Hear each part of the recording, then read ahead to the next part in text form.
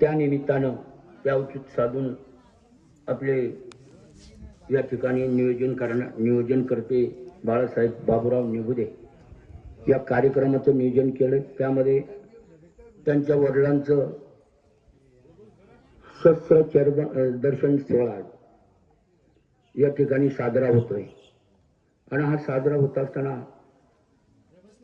या ठिकाणी प्रवचन, कीर्तन, हरिपाठ आणि अन्नप्रसादाचा भव्य दिव्य असा हा कार्यक्रम या ठिकाणी आज संपन्न होत आहे.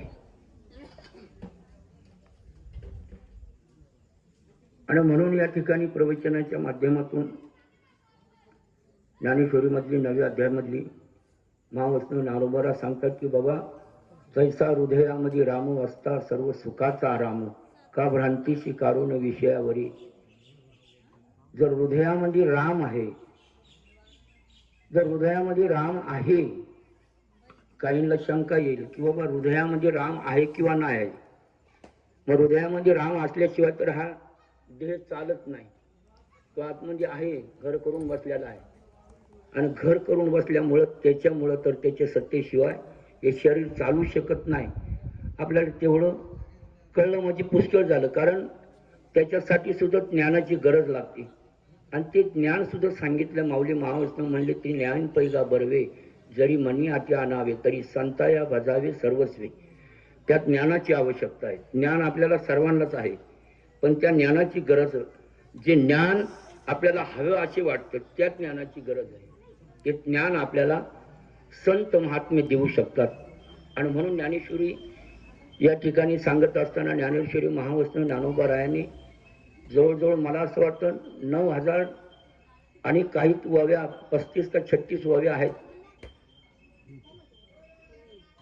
42 33 मी अधिक बोललो मला असं वाटतं. त्या 9,033 वव्या या तुमामाचा उद्धार व्हावं यासाठी समर्पित केल्या. मग आपल्याला उद्धार करून घ्यायचा आहे, पण ज्ञानेश्वरीचं पारायण केलं पाहिजे, ज्ञानेश्वरीचं वाचन केलं पाहिजे. आणि जर ते आम्ही करत नसेल तर आपण जीवन जगण्याचा अधिकारच नाही राहील. जीवन कसं जगावा हे शास्त्र सांगतं. 15व्या अध्यायामध्ये सांगतात माऊली महावैष्णव ज्ञानोबा काय सांगतात, परी काय बोले गीता. अरे गीता शास्त्र हे आपल्याला जीवन जगण्याचा मार्ग सांगतात. आणि जर गीता शास्त्राचं पठण झालं नाही तर आपल्याला तो मार्ग कळणार नाही. का कळणार नाही तर ते ज्ञानच आपल्याजवळ नाही. मग आपल्याला काय कळलं पाहिजे तर गीता शास्त्र ग्रंथ याचं वाचन झालं पाहिजे. आणि हा मार्ग म्हणजे जीवन जगण्याचा महामार्ग आहे. आणि याच्याशिवाय अन्यथा आपण व्यर्थ आहे. जीवन सगळं मिथ्या आहे. भगवान परमात्म्याच्या शिवाय जगामध्ये हे सर्व मिथ्या आहे. भगवान परमात्मा हाच एक सत्य आहे. मग त्याचं चिंतन केलंच पाहिजे आपल्याला.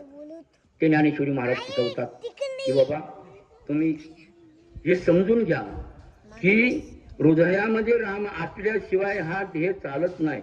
कारण तुझी या सत्तेने वेदाशी बोलिले, सूर्याशी चालिले तुझी या बळे. अरे तुझे सत्तेशिवाय झाडाचं पान हालत नाही. मग तुम्ही आम्ही म्हणजे काय चीज आहे. आणि म्हणून माऊली महावैष्णव ज्ञानोबा सांगतात की तैसा हृदयामध्ये राम असता सर्व सुखाचा आराम. प्राधान्य मी त्या दिवशी कार्यालयात बोलून गेलो. वारकरी सांप्रदायिक समाज जो आणि वारकरी सांप्रदायिक समाजामध्ये जर आपल्याला भाव करता येत नसेल किंवा भाव निर्माण करता येत नसेल तर वारकरी संप्रदायाचा जो पायक असेल त्याचा काही उपयोग नाही.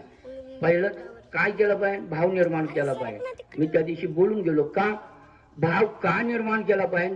भावविना देव न कळे निश्चिंत, गुरुविना अनुभव कैसा कळे. जर देवाला काय आवडते, भाव आवडतो. देवाला भाव आवडतो तो आपण निर्माण केला पाहिजे. तो भाव देवाला समर्पित केला पाहिजे. त्या अनुषंगाने तो भगवान परमात्मा आपल्याला साध्य जी होणारी गोष्ट आहे ती आपल्याला साध्य करून देणारा तो भगवान परमात्मा आहे. म्हणून तिथं काय म्हटलं की भाव निर्माण करायचा. मी त्या दिवशी बोलून गेलो आवडीने. काय कसा भाव, भावाला काय म्हणायचं, काय भाव ही वस्तू काय तर देवाला आवडतो तो भाव. काय म्हणले, ऐका महिमा आवडीची, बोरे खाये भिल्लिनीची. देवाला काय आवडतं, प्रेम आवडतं, भाव आवडतो. तुकाराम महाराज म्हणजे देव भावाचा भुकेला, तुका वैकुंठाला नेला. हा, तर तुकाराम महाराज म्हणतात, माऊली महावैष्णव सांगतात, या गोष्टीला आपल्याला सत्य मानावं लागेल बाबा, तर भाव निर्माण केला पाहिजे. तर मी त्यामध्ये एक दृष्टांत दिला. तो दृष्टांत असा होता की बाबा, जर या भावाबद्दल जर आपल्याला देवाला काय जास्त काय अनुकूल नाही, तुम्ही भाव समर्पित करा, देव आपल्याला अनुकूल होतो. मग भाव म्हणजे काय, तर तुम्हाला सांगून जाणे एक दृष्टांत दिला त्या दिवशी मी. तो दृष्टांत असा आहे की बाबा, गजेंद्राचं आणि नकराचं युद्ध झालं. ते किती वर्ष, हजारो वर्ष युद्ध चालू होतं. ते युद्ध चालत असताना त्याचे सगळे सोयरे सगळे त्या ठिकाणी आले आणि तो सोडवण्याचा प्रयत्न केला. काय प्रयत्न केला, आपल्या वडीलधारी म्हणजे गजेंद्राची जे काही आपल्या रक्ताची जी होती, सर्व संबंधाची होती, ती घरातली माणसं होती, त्यांनी बराच प्रयत्न केला सोडवण्याचा. तो सुटू शकला नाही, कारण पाण्यामध्ये नकराची ताकद ही फार वैशिष्ट्य असते, तिला बरीच ताकद असते. पण त्यांच्यामध्ये त्याचं काही सोडवण झालं नाही. सगळे घरातली पोरं, लेकरं, नातरुंड, सुना, बाळा सर्वे आली, पण गजेंद्राला काही सोडू शकले नाही. का सोडू शकले नाही, तर त्याची ताकद जास्ती होती त्या नकराची. मग आता करायचं काय, सर्वजण त्या बाहेर आले आणि किनाऱ्याला उभं राहिले आणि सांगितलं, बाबा आता काय करायचं. एका मेरीच्या तोंडाकडे बघून सगळ्यांनी विचार केला. म्हणले काय नाही, आता पिकलं पान आहे, गाळणार आहे, जाऊ द्या, मला द्या सोडून. सर्वजण परत आपल्या घरी आले. मग ती कोण होती, ती सर्व आपलीच होती ना. मग आपली असताना आपली सोडवण करू शकले नाही. मग जगामध्ये आहे कोण आपलं, बाबा कोणच नाही. आपल्या या विश्वामध्ये एकच आहे, तो भगवान परमात्मा. तुझं वाटे आता जो करी अनंता, तुका म्हणे संता लाज माझी, आपली लाज राखणारा केवळ एकच आहे, तो भगवान परमात्मा. म्हणून ती सर्व परत गेली. परत गेल्यानंतर गजेंद्राला वाटलं आता काय आपल्याला कोणी सोडू शकणार नाही. मग त्या सुरावरामध्ये काय होतं, कमळाची फुलं होती. आता ते कमळाचं फुल घेतलं आणि त्यांनी वरती भिरकावून दिलं सोंडेने, असं वर भिरकावून दिलं आणि सांगितलं, म्हणला कोण या ब्रह्मांडाचा चालक असेल त्याने येऊन माझी सुटका करावं. त्यामध्ये मी मग त्या दिवशी बोलून गेलो. त्यामध्ये बोलत असताना सहज म्हणलं, एखाद्याला शंका होती की बाबा काय रे, तर जर तिथलं कमळाचं फुल उचललं आणि त्यांनी सोंडेने वरती भिरकावून दिलं, मग ते काय देवाजवळ पोचलं असेल का. हा बाबा ठीक आहे, तुझी शंका दूर करण्यासाठी एकच सांगू शकतो मी की बाबा जर नसेल पोचल तर कमीत कमीत त्या गजेंद्राचा भाव मात्र देवाजवळ पोचला. आणि म्हणून तो गजेंद्र त्या ठिकाणी धावून आला, आपला भगवान परमात्मा धावून आला आणि त्या गजेंद्राची सुटका केली. याचा अर्थ देव काय, देव आहे भावाचा भुकेला. त्याला भाव निर्माण करा आपल्या हृदयामध्ये. देव कुठं लांब नाही. म्हणून या ठिकाणी सांगितले की तैसा हृदयामध्ये राम असता सर्व सुखाचा आराम, का भ्रांतीशी काढू नये विषयावरी. आपले मन आपलं विषयाच्या अधीन झालं आणि विषयाच्या पलीकडे झालं आणि त्यामुळं परमार्थ हा आपल्याला गोड का लागत नाही, त्यामुळंच लागत नाही की आपण विषयमध्ये पडलो. परी काय बोले गीता, जे माझे उन्मेषा लता, जो जाणे समजत मोहामुखी. जो हे जाणतो ना त्यालाच ते कळतं, अन्यथा ते कुणाला कळत नाही. म्हणून परमात्माची कास धरावं लागते, परमात्मा जोमानी करावं लागतो. नवे नवे तर हे शरीर परमात्माला, भगवान परमात्म्याला वाहून टाकलं पाहिजे, असं काहीतरी वृत्त आपल्यातून घडलं पाहिजे, तरच तो भगवान परमात्मा आपल्याला अनुकूल होतो. मी सांगतो काय की बाबा ही सर्व मोहाच्या अधीन गेलो आम्ही. मोह होतो आपल्याला सर्वांना. हे माझं, ते माझं, ते माझं, संसार माझा, बायका पोरं माझी. अरे ही बाबा कुणी कुणाची नसतात, कुणी कुणाची नसतात. झाला ही न शक्ती नाकडोळ गळतीन, सोडून पडतीन रांडापुरे. बाबा ही कुणाची नसतात. फक्त एकच आहे, तो आपला सत्य तू विठ्ठला, सत्य तू विठ्ठला. या भगवान परमात्म्याशिवाय जगामध्ये आपलं कुणी नाही. हे फक्त केवळ मायेच्या ओघाने आपण म्हणतो हे सर्व माझं आहे, ते माझं आहे. काही नाही माझं, हे सर्व इथंच राहतं. आपल्याला एकट्याला जावं लागतं. कमराचा करगुटा सुद्धा लोक तोडून टाकतात. म्हणजे काय आहे तुझं. नवे नवे तर लोक दांडकं घेऊन मारामाऱ्या करायला जातात किंवा माझी जमीन घेतली माझी. अरे तू आणलंच काय हे पहिले याचा विचार कर ना. तू काय आणलंस, आला जसा गेला, त्याच्यामध्ये काही तू आणलं नाही, तुझं काही गेलं नाही. जे होतं इथं निर्माण केलं. तुम्हाला सांगू, काही वर्षापूर्वीची काळाची गोष्ट आहे ती. इथं भगवान परमात्म्याने हा मूर्तिलोक निर्माण केला. कसा केला, मग पहिलं काय निर्माण केलं तर पृथ्वी निर्माण केली. तो आगीचा गोळा होऊन आला. मग त्याला शीतल करण्यासाठी काय केलं तर पाणी निर्माण केलं. पाणी निर्माण केल्यानंतर पृथ्वीवरती निथळलं, त्याची जमीन तयार झाली. हा सगळा इतिहास फार मोठा आहे बाबा. त्यांनी आपल्यासाठी काय केलंय हे जर शास्त्र सांगतं आपल्याला, त्याचा विचार आपल्याला करावा लागेल. केवळ नुसतं 2 घास खायचं आणि फिरायचं अशी गोष्ट नाही. म्हणून जीवनात आलेलं काहीतरी त्या जीवनाचं सार्थक झालं पाहिजे. म्हणून परमार्थाची वाट किंवा परमार्थाची कास धरली पाहिजे, तरच आपल्या जीवाचा उद्धार होतो, अन्यथा नाही. मग म्हणतात ना, काही लोक म्हणतात जन्माला आला ह्याला जो वाहून मेला. काही अर्थ नाही, त्या ह्याल्याप्रमाणेच आहे आपलं. म्हणून साध्य करा, भगवान परमात्म्याची भक्ती करा. भक्ती केली. भक्ती कुणी केली? भक्ती बऱ्याच वर्षापूर्वीची गोष्ट आहे. मी पहिली बसलो. हिरण्यकश्यपू आणि हिरण्यकश हे दोघ जण भाऊ होते. मी भक्तीचा महिमा सांगतो बरं का. म्हणून आपल्याला त्या पद्धतीने ती भक्ती केली पाहिजे. देव कुठं नाही, तो देव आपल्या जवळ आहे. तो कळण्यासाठी ती ज्ञान पाहिजे आपल्याला. म्हणून भक्तीचा महिमा म्हणून पूर्वीच्या काळामध्ये एक हिरण्यकश्यपू आणि हिरण्याक्ष हे दोघ जण भाऊ होते. त्यामध्ये ते हिरण्याक्षाला भगवान विष्णूंनी मारलं. भगवान विष्णूंनी मारल्यानंतर आपल्या भावाचा बदला घेण्यासाठी तो क्रोधित झाला. मला या विष्णू भगवान परमात्म्याला मारायचं, असं त्यांनी कट रचला. मग कट रचल्यावर ही गोष्ट इतकी सोपी होती का? नाही ना, ही फार मोठी गोष्ट. भगवान परमात्म्याला त्यांनी निश्चय केला की त्यांना मारायचं, आपल्या भावाचा बदला घ्यायचा. म्हणून त्यांनी कट रचला. मग त्यांनी काय केलं?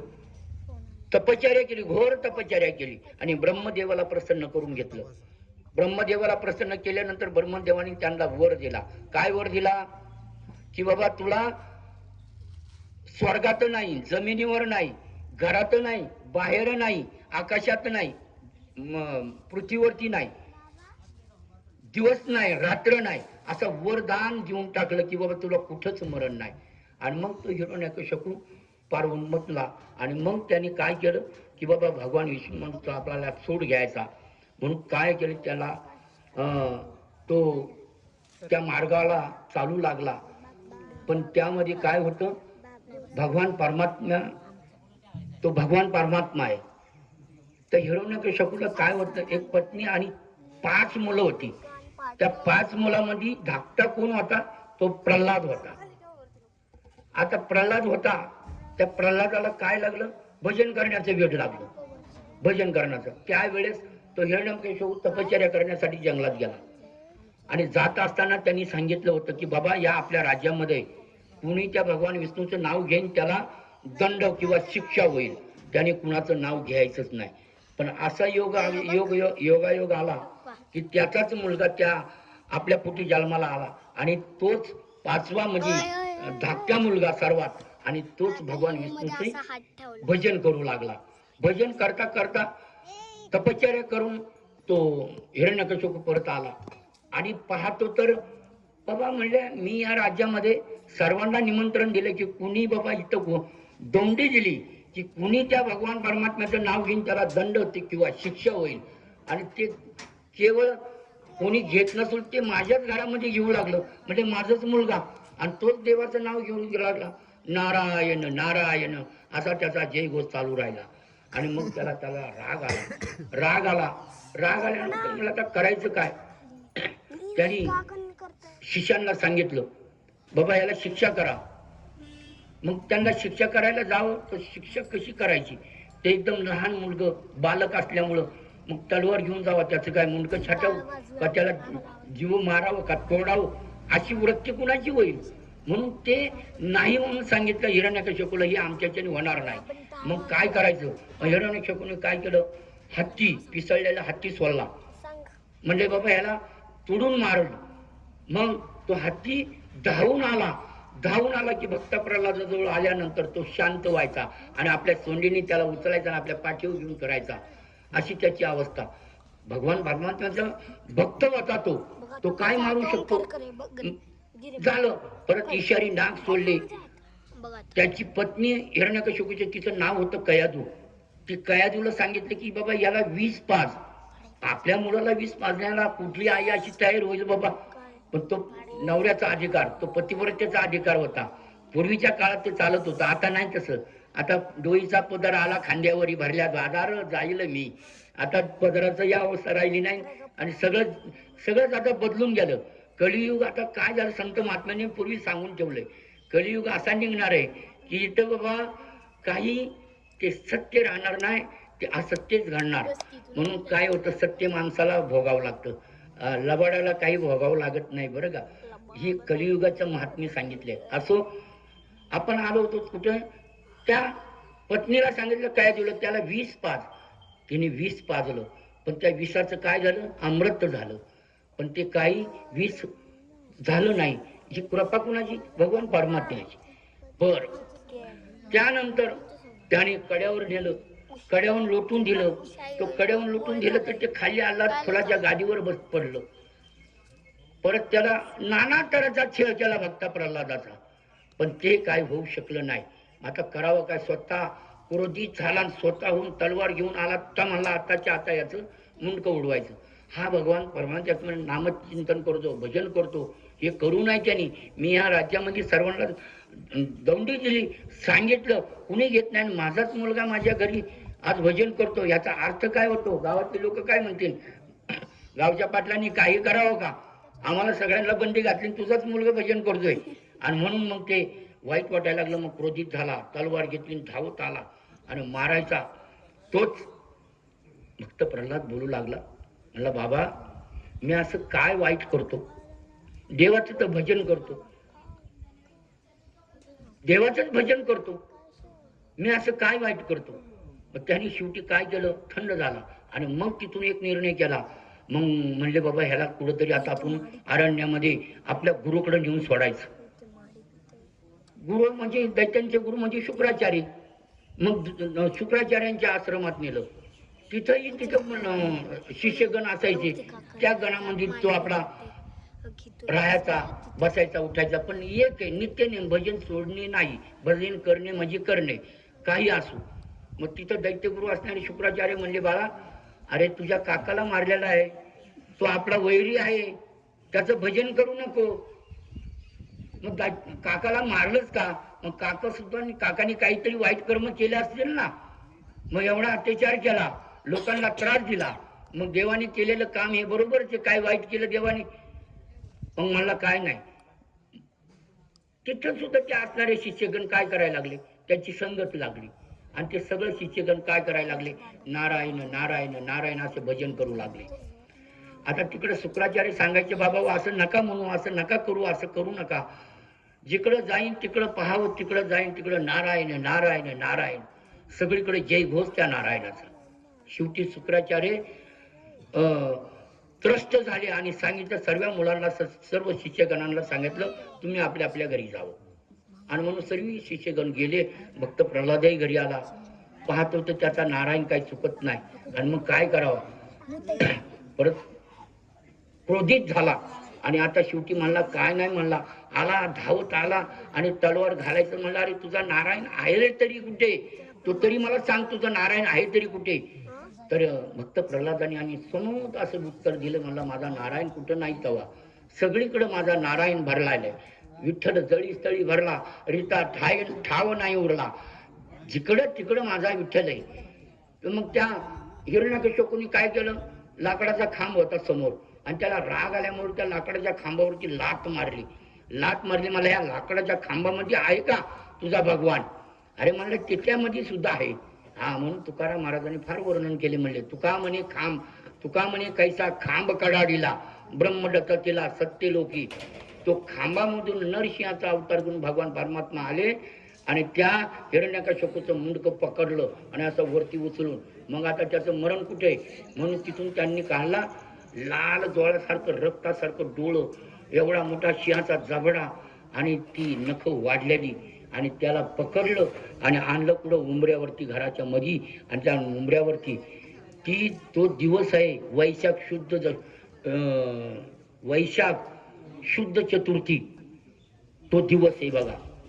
ज्या दिवशी हिरण्यकश्यपूला मारला तो दिवस, संध्याकाळी उंबऱ्यावरती आपल्या मांडीवर आडवं केलं आणि आपल्या नखानी त्याला ठार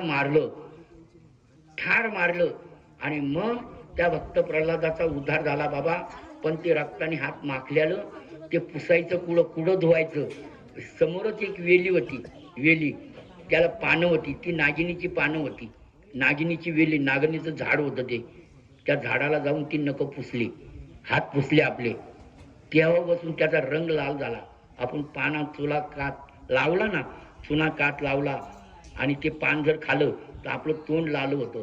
म्हणून त्या पानाला, त्या वेलीला सुद्धा भगवान परमात्म्याचा स्पर्श झाला, त्याचा अधिकार. म्हणून 5 पानं आपण आणावं लागतो बाबा. कायची? नागिनीची पानं लागतात पूजेसाठी, त्याला तो अधिकार मिळाला. त्या नागिनीच्या पानाला आपल्या हात नखे पुसली, असा हा भक्तीचा महिमा. आणि म्हणून बाबा हो, की जर आपण भगवत परमात्म्याची भक्ती केली तर भगवत परमात्मा कुठं लांब नाही, तो आपल्या जवळच आहे. म्हणून या ठिकाणी माऊली महावैष्णव ज्ञानोबा सांगतात की तैसा हृदयामध्ये रामू असता सर्व सुखाचा आराम, का भ्रांतीशी काढून विषयावरी. आपण विषयाच्या मागे चाललो आहोत बाबा.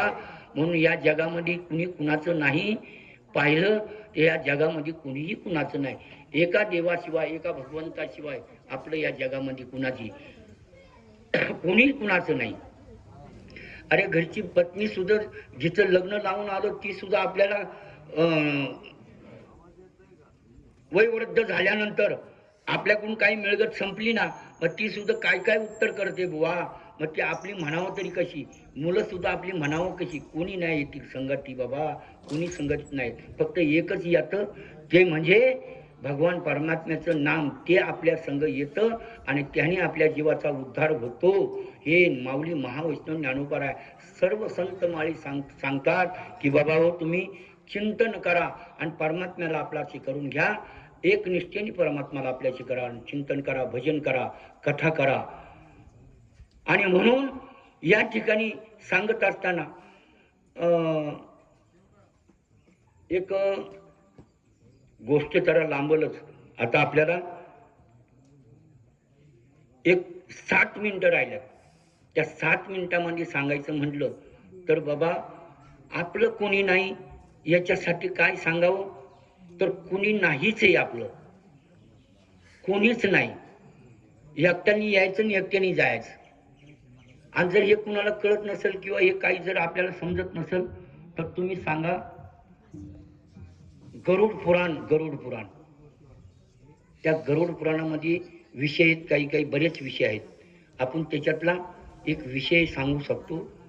तो विषय असा आहे की बाबा, आपण जे राहतो, आपण जे करतो, हे सर्व मी करतो ही तर कुणी नाही.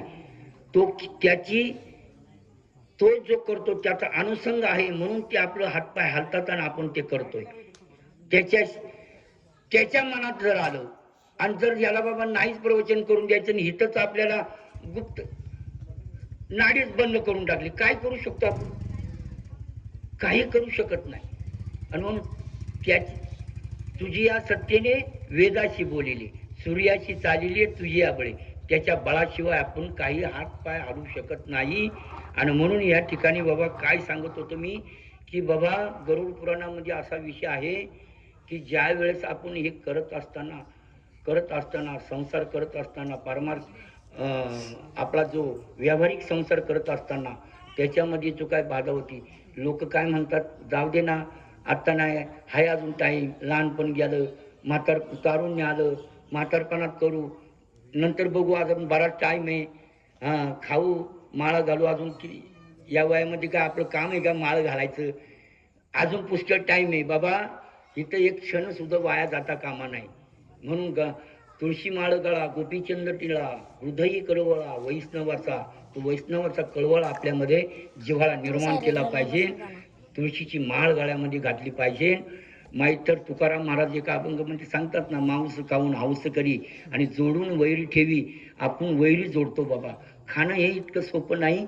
त्याला सुद्धा जीव आहे, त्याला सुद्धा प्राण आहे आणि आपण सहज त्याचा विषय भोगतो आणि त्याच्यामुळं आपला आनंद मिळतो. यामध्ये आनंद नाही तर आपण वैरी जोडून ठेवतो बाबा.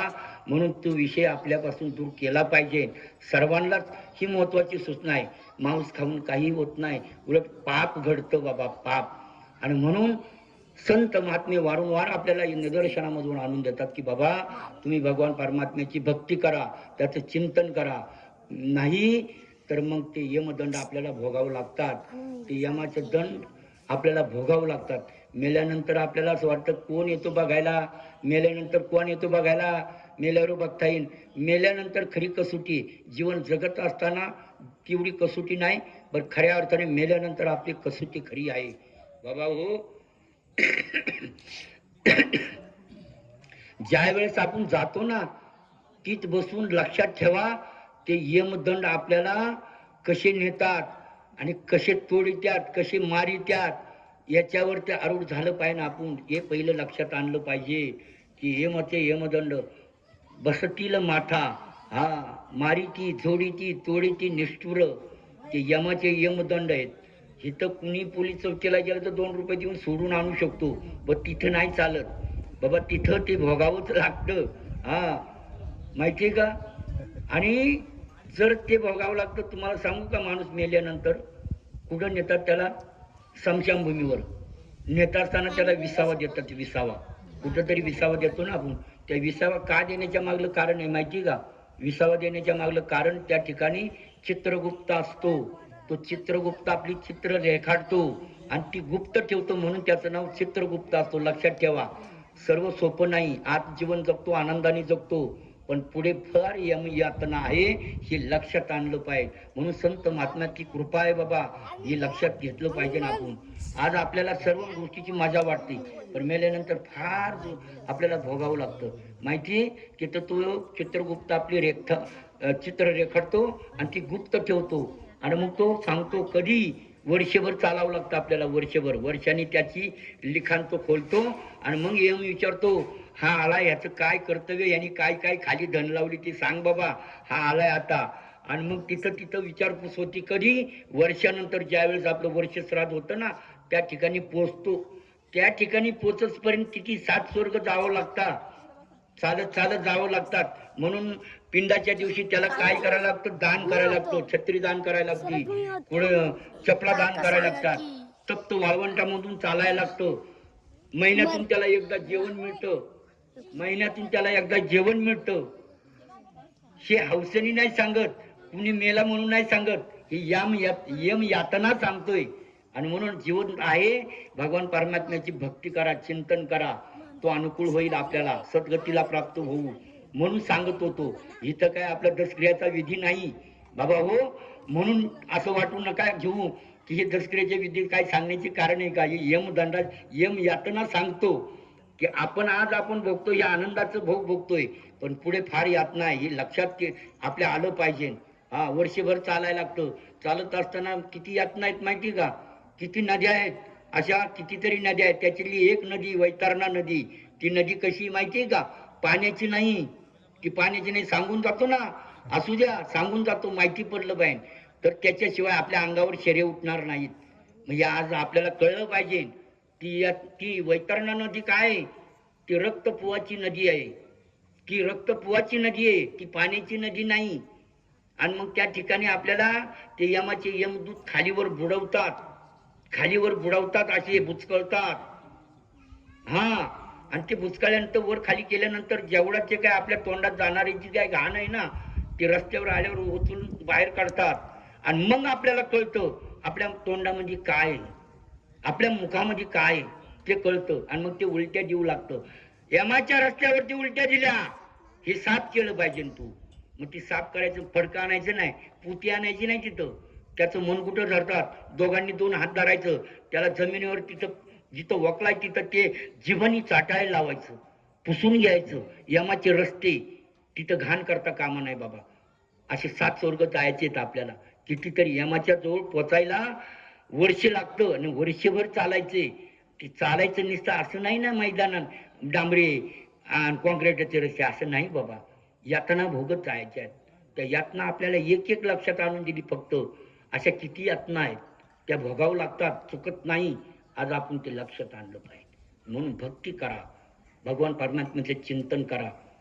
हा, यमाचे यमदूत हा आणि वैष्णवाचे दूत वेगळे आहेत. भक्ती केल्याने आपल्याला काय प्राप्त होईल हे वर गेल्याशिवाय कळणार नाही.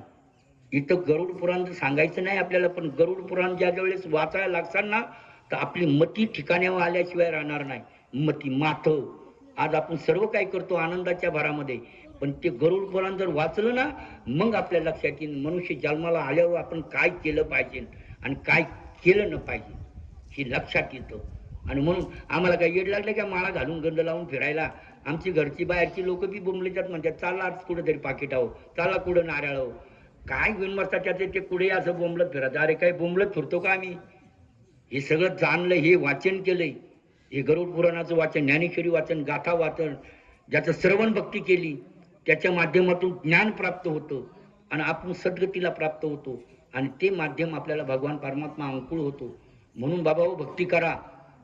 त्या विषयापासून आपल्याला वाचवणारा कुणी असेल तर फक्त एकच या विश्वामध्ये, तो भगवान परमात्मा. याच्याशिवाय कुणी वाचू शकत नाही. म्हणून सुख या संसाराचं माध्यम आपल्याला सुखाचं वाटत असेल म्हणून जगद्गुरु तुकोबारायण सांगितले एका अभंगामध्ये सांगितले, प्रपंच वसोरो चित्त तुझे पायी मुरो, ऐसे करीगा पांडुरंगा शुद्ध रंग वाभिरंगा. हे भगवंता, हे प्रपंचाचं जे काय आहे ना लटकं आहे, हे लटकं मला त्या ठिकाणी माझं मन लागून नको देऊ. मला फक्त तुझ्या भजनामध्ये माझं चित्त मुरू द्या किंवा तिथं चित्त माझं लागू दे, असं काहीतरी मला दे. मागणी प्रकरणातला अभंग आहे. असो, आपण किती जरी सांगितलं ना, फक्त एकच सांगतो, आपल्या हृदयामध्ये काहीतरी असल्याशिवाय का. मला एक सांगा, मी प्रत्येक वेळेस सांगतो, लाखाचा मोबाईल, लाखाचा 1 लाखाचा मोबाईल आणि त्याला 200-250 रुपयाचा जर चार्जर नसेल तर काय उपयोग आहे का त्या लाखाच्या मोबाईलचा? काहीच उपयोग नाही. 250-150 रुपयाला तो चार्जर मिळतो. पण आज अनमोल देह दिला, लाख मुलाचा मोबाईल आपल्याला दिलाय आणि तो एकदाच चार्जिंग करून दिलाय. हा, त्याची का चार्जिंग संपली ना, डेड बॉडी कम गो, आपल्याला घेऊन जावं लागतं, ते परत करता येत नाही चार्जिंग. म्हणून ती चार्जिंग संपायच्या आतमध्ये त्या भगवान परमात्म्याचं ऋण आपण जे काय आहे ना, त्याचं माध्यम आपल्याला ते ऋण फेडण्यासाठी काहीतरी केलं पाहिजे. भगवान परमात्म्याचं आपल्यावर लय ऋण आहे बाबा. तसं ती मोबाईलचा जसं सांगितलं ना, तसंच या हृदयाचे. तुम्ही बाजारात गेलं ना, तर एखादी बाहुली घ्या, बाहुली, आणि ती बाहुलीला काय असते, एक चावी असते. ती चावी जर दिली ना, अशी फिरवली ना गरगरा, ती एकदा पूर्ण झाली ना चावी की ते काय करतं, टुक टुक टुक टुक टुक टुक वाजतं. त्याची चावी संपली की ते बंद होतं. चावी आहे तोपर्यंत ते वाजवतं असं कुक कुक कुक कुक कुक कुक वाजवतं. चावी संपली की ते बंद होतं. कबीर महाराज म्हणतात, जितनी भरी है राम ने चावी उतना ही चलेगा खिलौना.